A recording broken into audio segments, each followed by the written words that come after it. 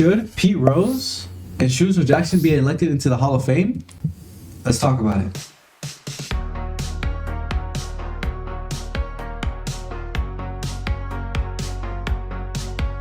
Welcome to episode 3 of Ball Without Borders. We're excited to have you here.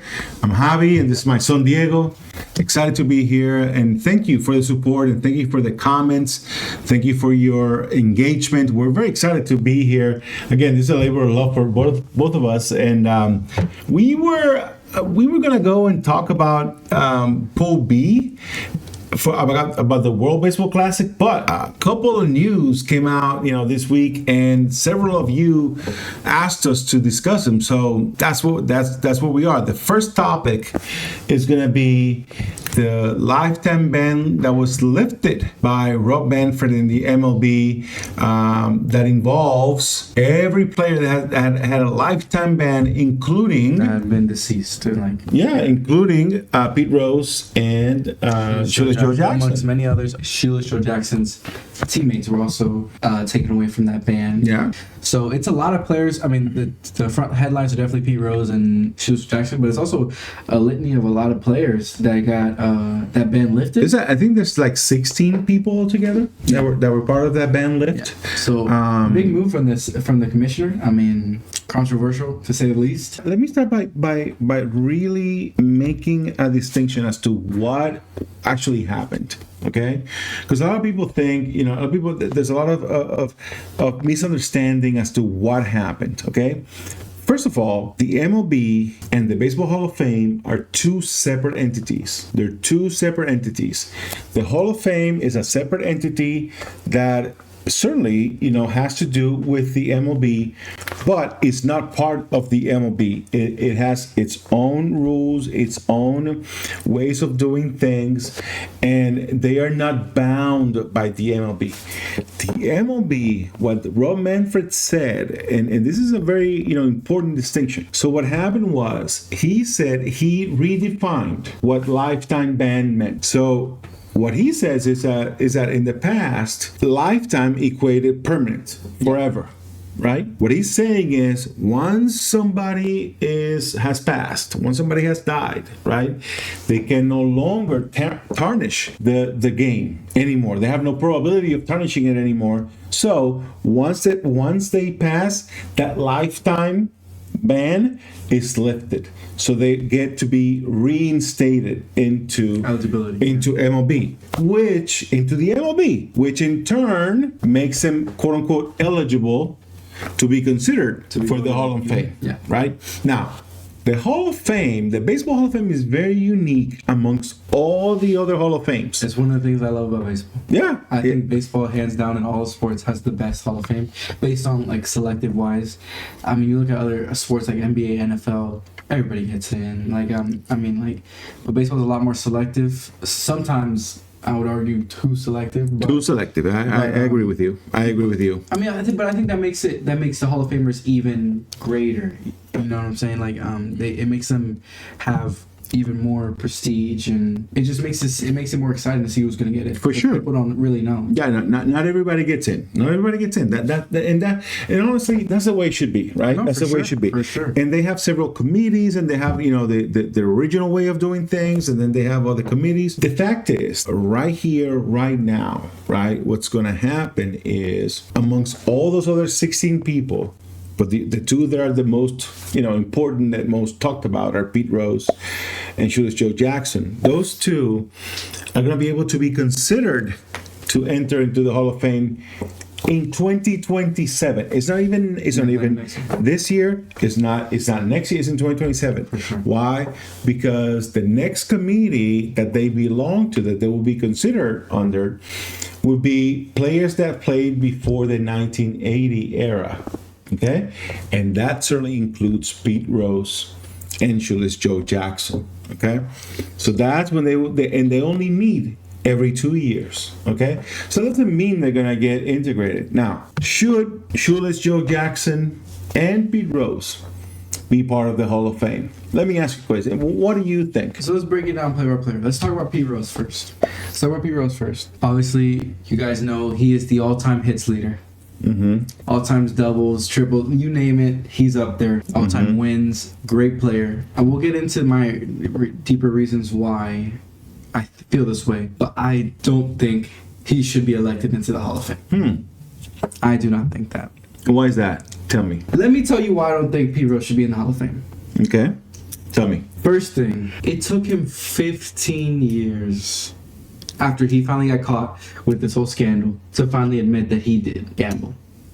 His admission, it was a fluky one. What do you mean? It was a fluky one. He came out with this extra his book on his hashtag OJ Simpson timing. Yeah, yep.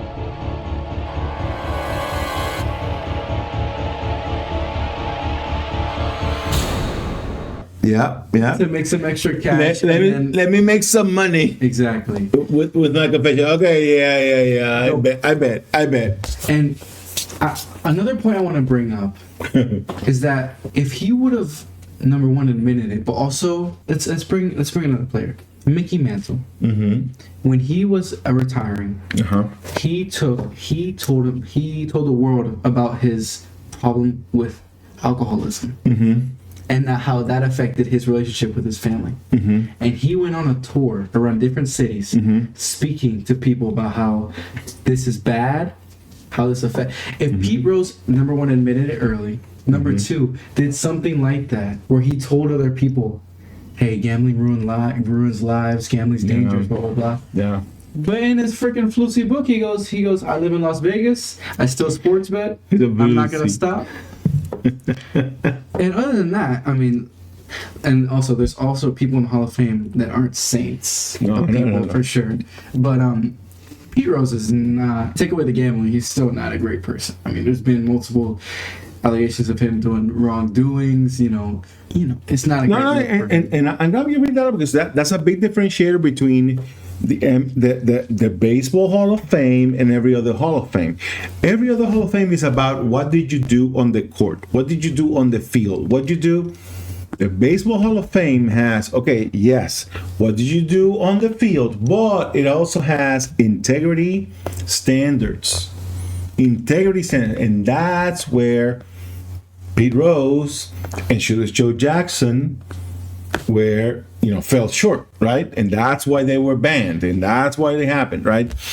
I agree with you I agree with the fact that Pete Rose was very unapologetic about his betting and he lied through, oh my goodness, to everyone that would listen about his betting until he finally had a book and a reason to make money off of it. And then he said, okay, yes, I bet. Everybody knew that you were betting on it, bro.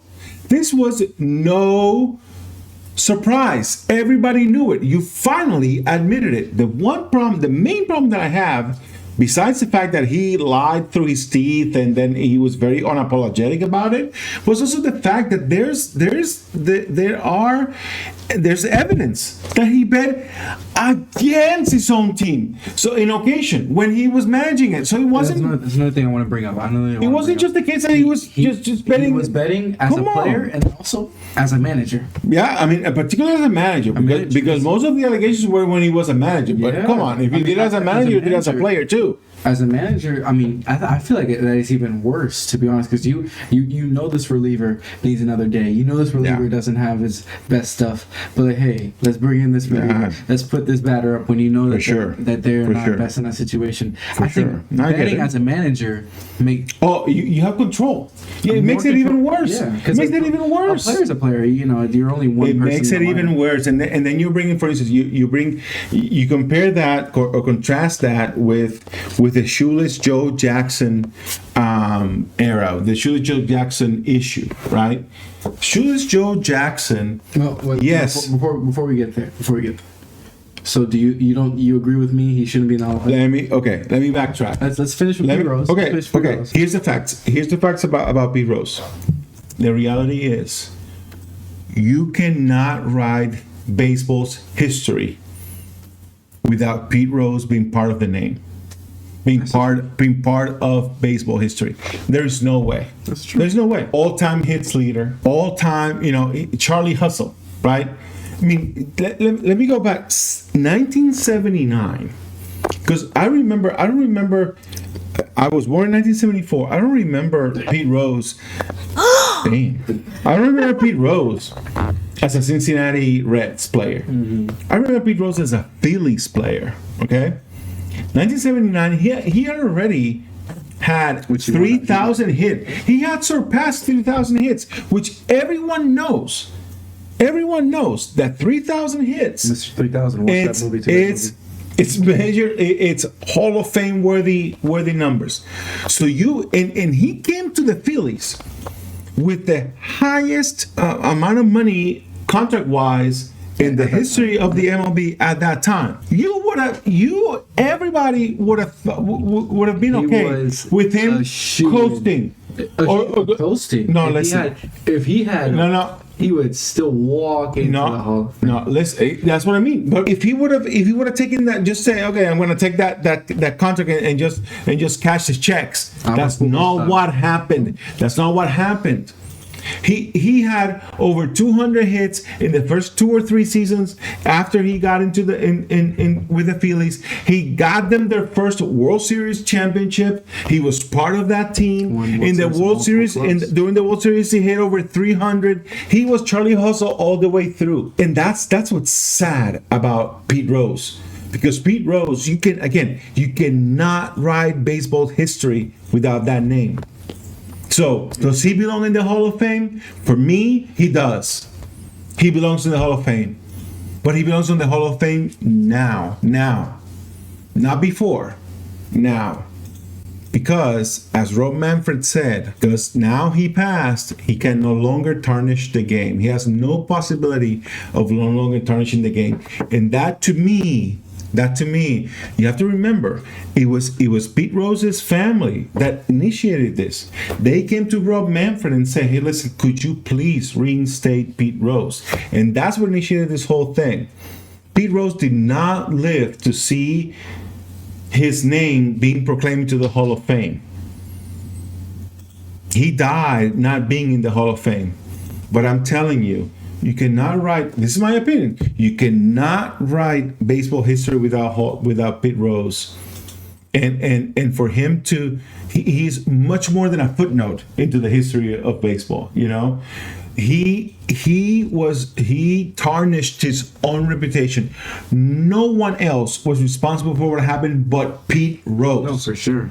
I mean, but Pete Rose. And that's why I don't think he should be in. Because I feel like that just sets a precedent for me. I still think that if deceased or not, you're still setting a precedent. I agree with you 100%. In that part, I agree with you. You know, here's the thing, right? Here's the thing. Using Shoeless Joe Jackson's, example, right?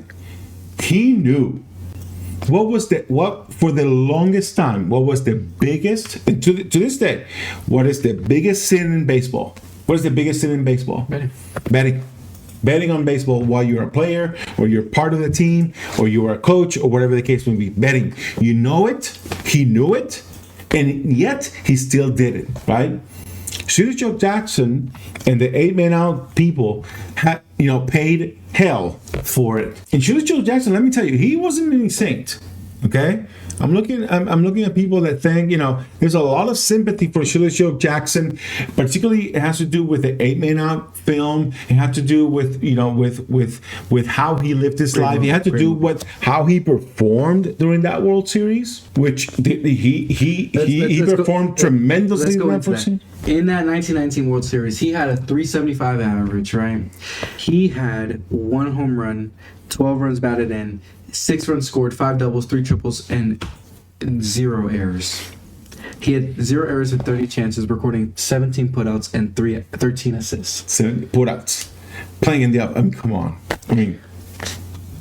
He knew what his team was doing, without a doubt. He knew, and he took $5,000 from Lefty Williams, his teammate. Okay?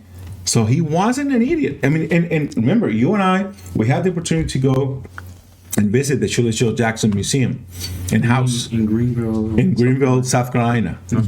Great place. I mean, if you're a baseball fan, you should go. You should go. It's a beautiful, fantastic place. And we interacted. We had a great interaction with their volunteers over there.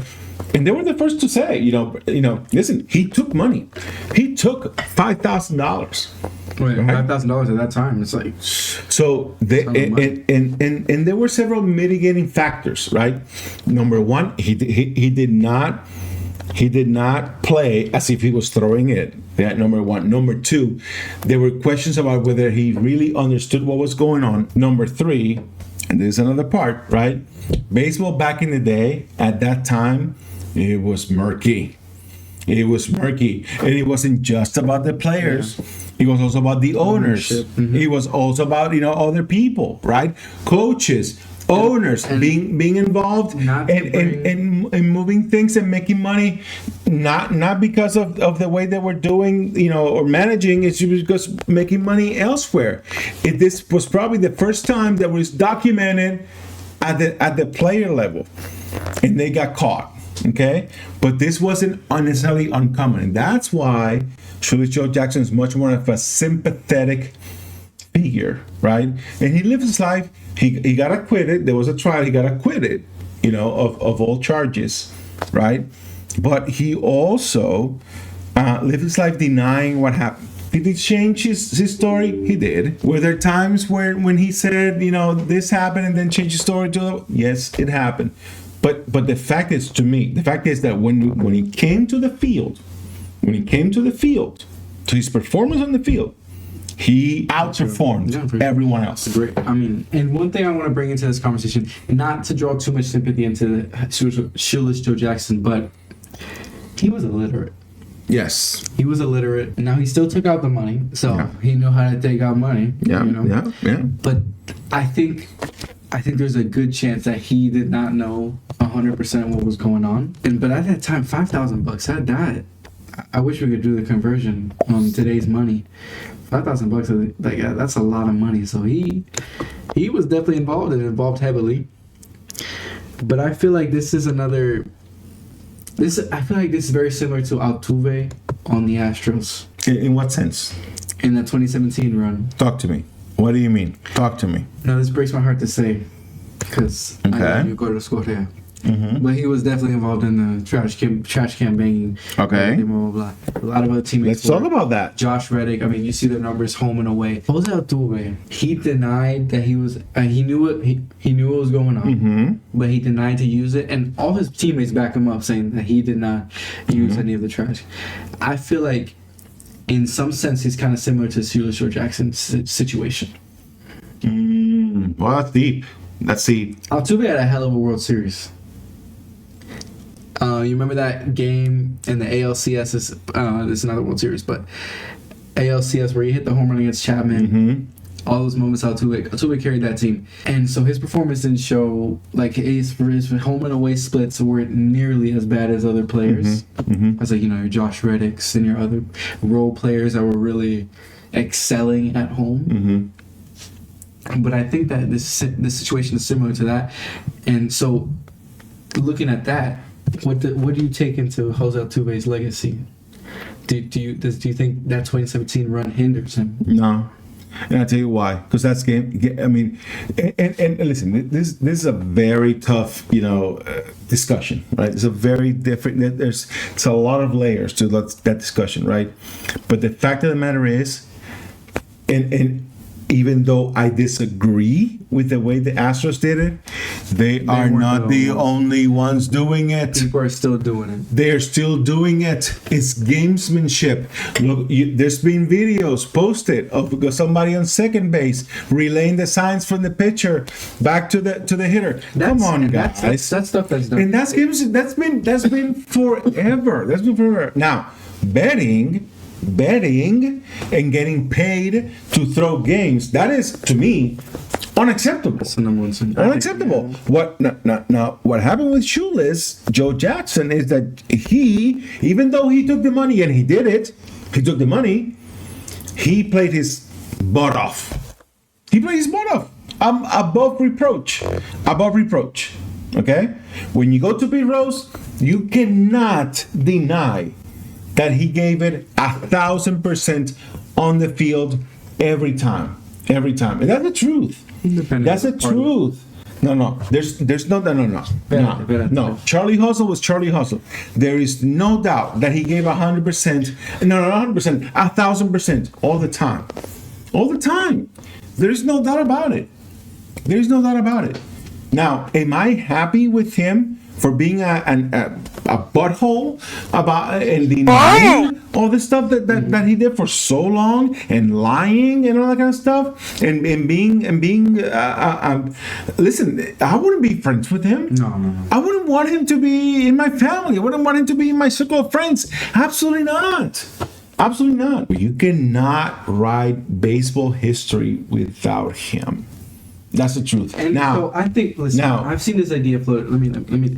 I've seen this idea floated around. I don't think he should get elected to the Hall of Fame, but I think there should be a plaque in Cooperstown that says Pete Rose, all-time hit leader, all-time singles leader, all-time double leader, and at the bottom of that plaque it should be forever banned by the MLB. Because of gambling. Because you're right. You cannot tell the history of baseball without mentioning Pete Rose into it. That's true. I definitely think she should have a presence at Cooperstown. Now, being inducted as a Hall of Famer, that's too much for me. But him having a little plaque that tells how good a baseball player he was, I think that's well deserved. I mean, I think that's. I don't disagree. I don't disagree with you. I don't disagree with you because I have hard feelings. You know, it's tough for me. You know, to make this right.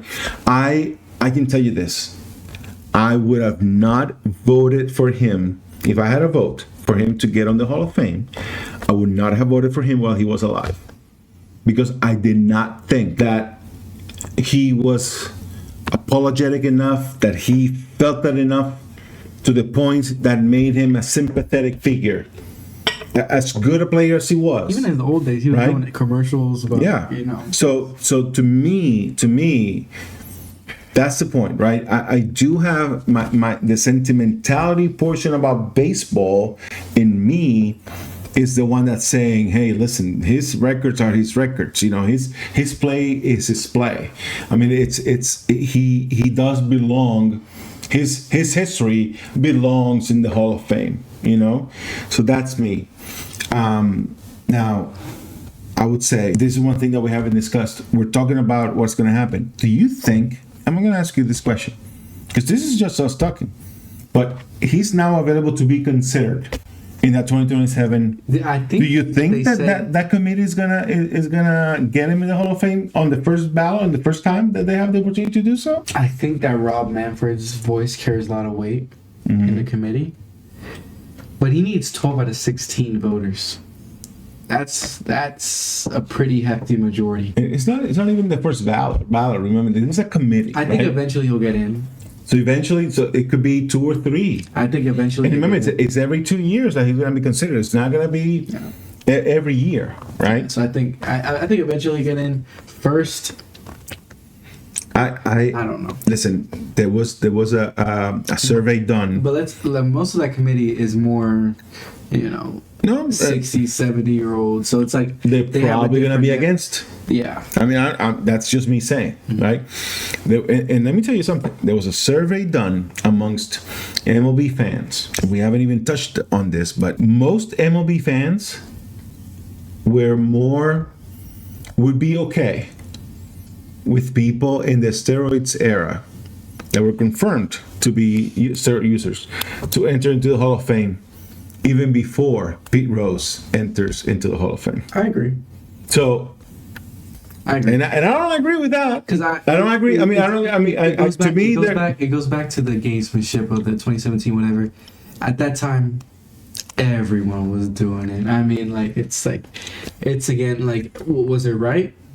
No. Did the Astros take it too far? Yes. Did Barry Bonds, McGuire, did they probably take a little bit too much? And a little bit too much. Oh my goodness. Pudge Rodriguez.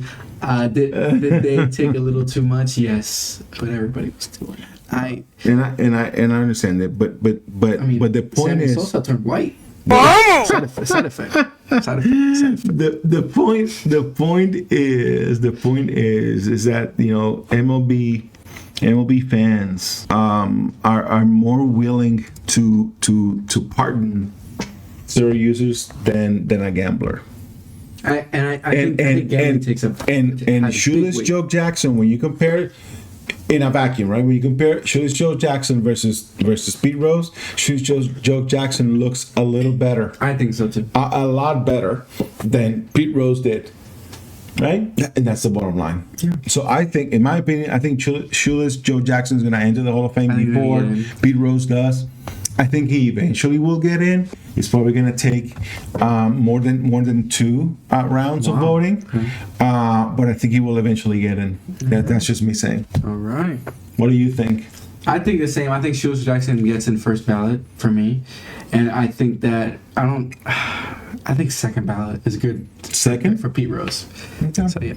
We'll see. All right. So let's talk about F3 Athletics, right? Personalize our sponsor. Make it yours. Our sponsor of this episode. So let's talk about it. This episode is probably sponsored by F3 Athletics, your go-to shop for personalized sports gear for athletes, teams, and families.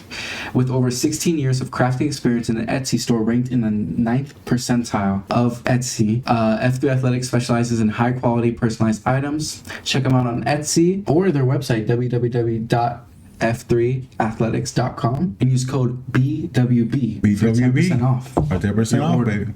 For you guys, thank you for being here. As a matter of fact, beyond that, if you like, subscribe, and then leave a very good comment, the person with the best comment, you don't have to agree with us. You don't have to agree with us. It doesn't have to be agreeable. Share your comments. It has to be, we do expect it to be respectful, right? So if you have a very thoughtful comment, agreeable, we'll look at those comments, like, subscribe, and comment, and the person with the most thoughtful, best comment on this video will get a set of these coasters, well, without border coasters, free. We'll send them over to you. All right, so like, subscribe, and comment. We appreciate it. For sure. All right, next on our agenda, we want to talk about Paul Skeens committing to Team USA. We already made a little short video, but I wanted to bring you in for a deeper discussion into this. Paul Skeens committing basically a year out from the tournament, from the WBC, to pitch for Team USA. Let me ask you this: why do you think he committed this early, and what does this mean for Team USA? Because of 2023. Because 2023. So, you know, if 2017 was the catalyst to make the World Baseball Classic big for everyone else in the world, the 2023 edition was the one that made the World Baseball Classic big for the United States team. What happened when you have Shohei Ohtani going against Mike Trout, 2 outs, bottom of the 9th? Make it happen. Winner takes all, right? And Shohei Ohtani strikes out Mike Trout to win the World Baseball Classic. Legendary. Let me tell you, you know when a fire gets lit on their people's butts, right? It's exactly what happened that day, that time. I mean, it gave everyone chills. I mean, it didn't matter if you're American or Japanese. You got chills from that moment. Listen, when you had Adam Wainwright 40 was their ace. 40-year-old. Was it 2023 USA State? Let's clarify. 40-year-old Adam Wainwright. Because Adam, No. Adam Again, was that's what I mean. No, that's what I mean. And actually, as a matter of fact, Wainwright pitched phenomenal. Mm-hmm. He pitched great, right? But that was his last hurrah, right? He was like, farewell tour. Oh yeah, I want to do this as my farewell tour. Listen, you have a Paul Skeens saying, I want in. Aaron Judge, I'm gonna be in. Team captain. Mike Trout, I already told them I'm gonna be there. Listen, this is bad news for the rest of the world. Bad news. For sure. Bad news. This means this team is gonna be as stacked as any team, but better than any team that the USA has ever fielded. I'm excited to see what's gonna happen. Not excited to see what that means for us as as Puerto Ricans. It's a Puerto Rico team, or for the rest of the world. But let me tell you, this is exactly what the World Baseball Classic means. Yeah, for sure. I mean, this it's a great thing. I think it's a perfect time for him to play because I mean, what's going on in Pittsburgh is sad. I mean, talk about a guy who has no help. Even yesterday, or 2 days ago, he had a start, killed it. Mm-hmm. The Pittsburgh Pirates offense is one of the worst offenses of all time. They are neck and neck with the Rockies. The Rockies have 10 wins, and it's the end of May. Wow. 10 wins. They're on pace to break the Chicago White Sox record that was set last year. Their offense produces a little more or about the same amount of runs as the Colorado Rockies. That's how bad their offense is. And I think Paul Skeens hasn't had a win in about 3 weeks. It's terrible. It's terrible. And his ERA is low. His pitching is butt off. He's doing great. And the thing is, I think that plays into the fact why he committed as well, because the team's not necessarily contending. So although the teams have had restrictions because their ace, I think Pittsburgh can be a little bit more lenient of what Paul Skeens can do, rather than if you talk about a Garrett Cole or other pitchers that pitch for the top teams in the league right now. Yeah. I think it's also he's young, so he's gonna take it. But no, I get where you're coming from. But what I'm here to tell you, the MLB has approved all of these stars to play for their teams in the World Baseball Classic before. It's just that the United States players were not just that into it, and I think they're gonna be able to field their best overall team in terms talent wise. But the difference between United States, and we discussed this in our previous podcast, and the rest of the world is team. What team means for them, right? You look at the Puerto Rico team, you look at the Mexican team, you look at Cuba, Venezuela. They love what they're doing. They play. They wear their heart on their sleeve. For the United States, it's being like, it's okay, it's nice, This is a turn. How the turntables. Yeah. Michael Scott. But other news amongst the World Baseball Classic, we had other two commitments. One other that's a very substantial one. Andres Munoz, the closing pitcher for the Seattle Mariners, committed to play for Team Mexico around the same time as Paul Skeens did. He has a 0.000 That's big. ERA at the end of May. That's Folks, big. That's legendary stuff. And the dude throws 100 with a nasty slider. Team Mexico, watch out. I had bad thoughts about Team Mexico, or negative thoughts about Team Mexico. It's going to change. This makes it scary. But stay tuned next episode. We're deep diving into Poopy. But big news, big closer, big arm for them. Oh yeah, for sure. Yeah. I mean, and again, I think, and you said it. It was right after Paul Skeens' announcement, right? So I think this is gonna be a wave, right? The rest of the world was already committed, but seeing the United States rising up, people, committing early, and this is going to change the tide. This is going to make it an even stronger tide for the rest of the world. And for the United States, without a doubt, watch out. The World Baseball Classic in 2026 is going to be the best edition yet, in my opinion. We're going to see the best baseball out there. For sure. Very excited. Very excited. You can see all coverage on WBC on our YouTube channel and other platforms. Just look up Ball Without Borders podcast and you'll find us on Twitter, Instagram, TikTok, YouTube. And to listen to our podcast, we're going to have on Spotify, Amazon Music, and iHeartRadio. Check us out. Leave a like on this video. Subscribe if you're watching the video. And as always, see you next episode. Thank you for your support. Much appreciated. Let us know what you think. Thank you.